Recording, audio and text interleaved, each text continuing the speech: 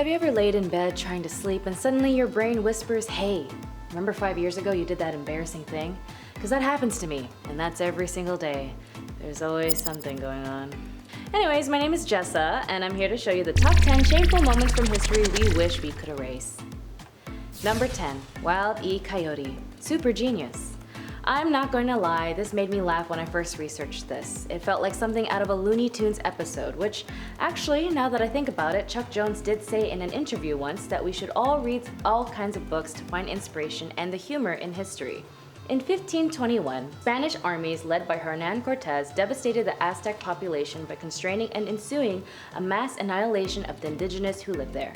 Pushing through with their development of technology and expanding their advancement, the Spanish armies needed to devise a plan to wipe out cities with a single blow, in order to conserve gunpowder. At the camp, there was a soldier who had been in Italy in the company of a great captain and spoke of an engine of war. He said he could make the catapult if they only bombarded the houses and part of the city. The catapult was then utilized, and it took roughly 4 days to build, and its development leaked chaos with its rumor of devastation. The irony, however, was that Cortez was short on engineers, and so he asked his carpenters to build a weapon instead, under the instruction of that one soldier who said he knew how to make it. The whole scenario was already a setup for disaster, as the design of the catapult seemed obsolete, and its function was proven useless as soon as it got onto the battlefield. It was so bad that the soldiers who were present that day even recorded the events in their own diaries. The catapult was rolled into place and was loaded with a heavy stone, and instead of it launching to destroy the city, the catapult lobbed the rock directly above and only a few inches higher than itself. The catapult then crumbled under the impact of the stone, causing the weapon to destroy itself. Literally a Wild E. Coyote and the Roadrunner moment. The situation was so embarrassing that the Spaniards ended up arguing amongst themselves and were jabbering their fingers in each other's eyes. Number 9, the Emu War. Australia is known for having a thriving wildlife and of course wild stories in association with said wildlife. And in 1932, the Great Depression was a huge commodity, especially with the effects left from the First World War. Everyone everywhere was suffering from physical to financial loss, and with that being said, Western Australian farmers were encouraged to grow wheat in order to substantiate any more food shortages and help cultivate agriculture. But there was an upcoming war that they did not anticipate: the emus. See, at this time, the emus were migrating, and these large flightless birds devastated the crops and became a regular nuisance. To deal with the problem, a small group of soldiers were armed with automatic weapons and were employed to wipe out the entire emu population. Well, most of them.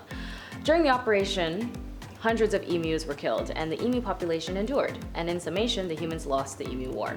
Number 8, Straw Hat Riots. Everyone loves a good hat. They're a good fashion statement, they look good, they make you feel good, and plus they're an essential in blocking your face from the sun's harmful UV rays. For New Yorkers back in 1922, apparently it was a faux pas for men to wear straw hats, specifically straw boater hats, after the day of September 15th. No really any specific reason, it was just considered an etiquette violation. But these men fought for their rights to wear their hats.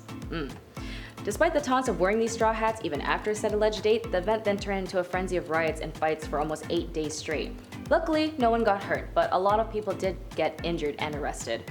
America at this time was going through the midst of prohibition, a law that legally prevented the manufacture, sales, and transportation of alcoholic beverages in the United States from 1920 to 1933. So everyone was already upset as it was. They can't even drink and wear their hats? The audacity. Number 7, Festival of Drunkenness. Speaking of alcohol, Egyptians know how to party. In ancient times, specifically in Egypt, 15th century BC, the Egyptian god Sun Ra was being celebrated for preventing the goddess Hathor from destroying mankind. According to legend, Hathor, the goddess of love and beauty, came into being when the sun god Ra was enraged at mankind. He was just so frustrated how ungrateful his followers were as much as before, and so Hathor fused her love for Ra and his rage unleashed into havoc. Ra realized how much damage she could do, so he planned to get her drunk off of 7,000 jars of beer dyed red to look like blood. She drank the beers and fell asleep, totally forgetting her plan to devour human life on Earth. In memory of this event, Egyptians drank large quantities of alcohol every year in memory of this event. The celebration happened on the 20th day of Thoth, the first month of the Egyptian calendar. Number 6, Napoleon Attacked by Rabbits. Considering he is a short king, I didn't expect him to literally pick on someone his own size. Napoleon Bonaparte was a brilliant military commander. While he was noted for his final defeat at Waterloo, he had a previous battle that he has shamefully lost to a bunch of widow wabbits. According to the story, on a nice July day in 1807, Napoleon arranged for a rabbit hunt, as it was rabbit season. His chief of staff then arranged tamed rabbits instead of just hunting wild animals, as they felt it would have been too time-consuming, which then ended up rounding up a sum of 3,000 rabbits. When it was time for the hunt to start, they released the rabbits, but instead of the rabbits running away, the rabbits charged at Napoleon and his men en masse. Hopping for food, leaping and climbing all over them, they were overpowered by the strength of so many rabbits. The French emperor ended up retreating just like he does in Waterloo roughly 8 years later. I guess next time he should have waited for duck season to try his luck. Number 5. Anti-Comet Pills. I love space. I love stars, and it's so cool to see what else we can discover out there.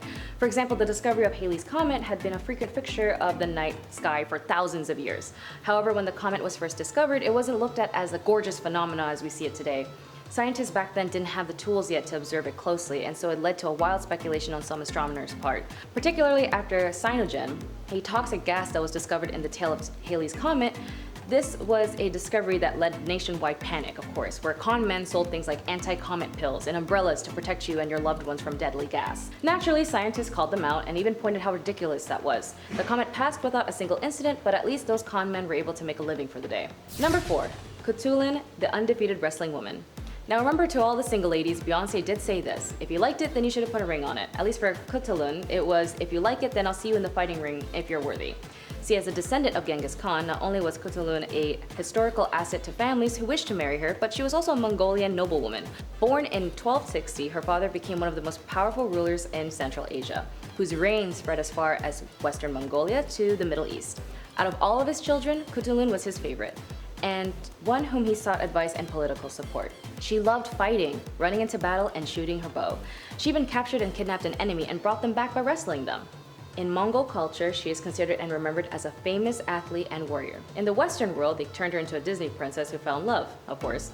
But I'd rather honor my girl and say her story was just as incredible as she was. Every time a suitor would call for her, she would challenge them into a wrestling match and would even require them to wager some of their horses just in case she was the winner. At this point, the young warrior had over tens of thousands of horses.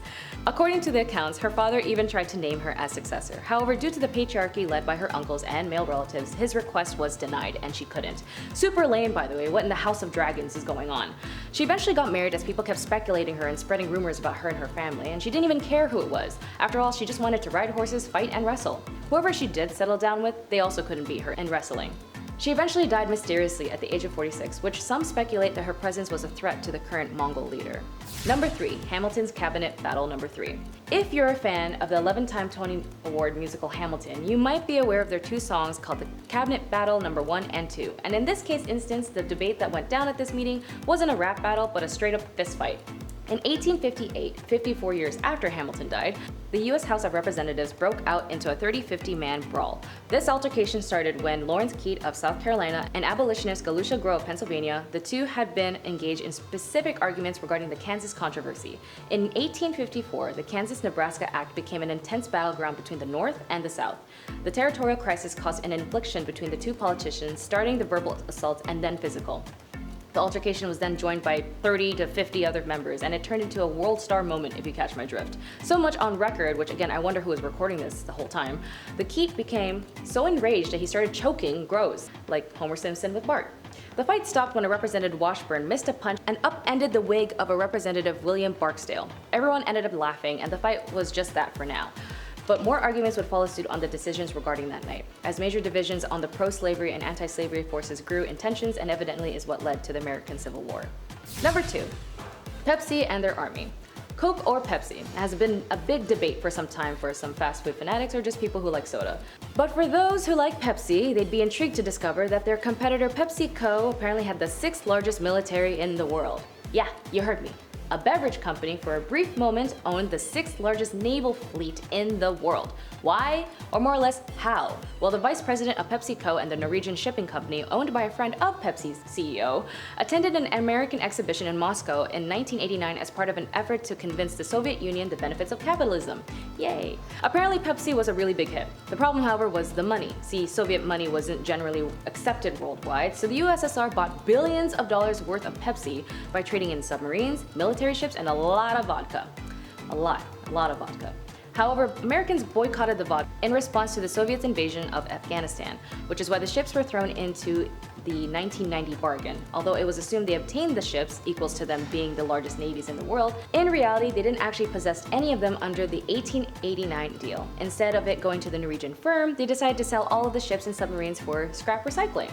As for their 1990 deal, it collapsed the same time as the USSR. Number 1. You're in for a treat, Listerine. Ancient Egyptians knew that taking care of one's teeth was very, very important since they had methods on combating gum disease like using celery, bran, or mint. They would chew them and then spit them out. But for the ancient Romans, they would use often stale urine as mouthwash. Not just humans, but even animal pee as well, as it would act as a whitener for their teeth.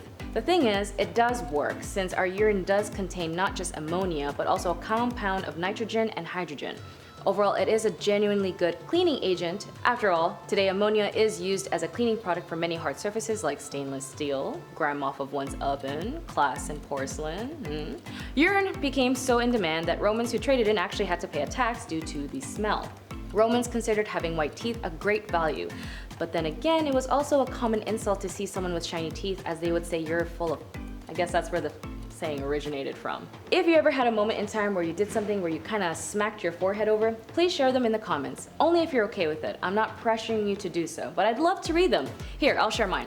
This is a safe space, okay? So one time when I was in elementary school, I really needed to use the washroom before the school assembly, and the supply teacher at the time didn't believe me for some reason, so you know what, actually never mind. Anyways, I hope you liked today's video. My name is Jessa. Please be sure to like and subscribe, and I'll see you in the next one. Bye!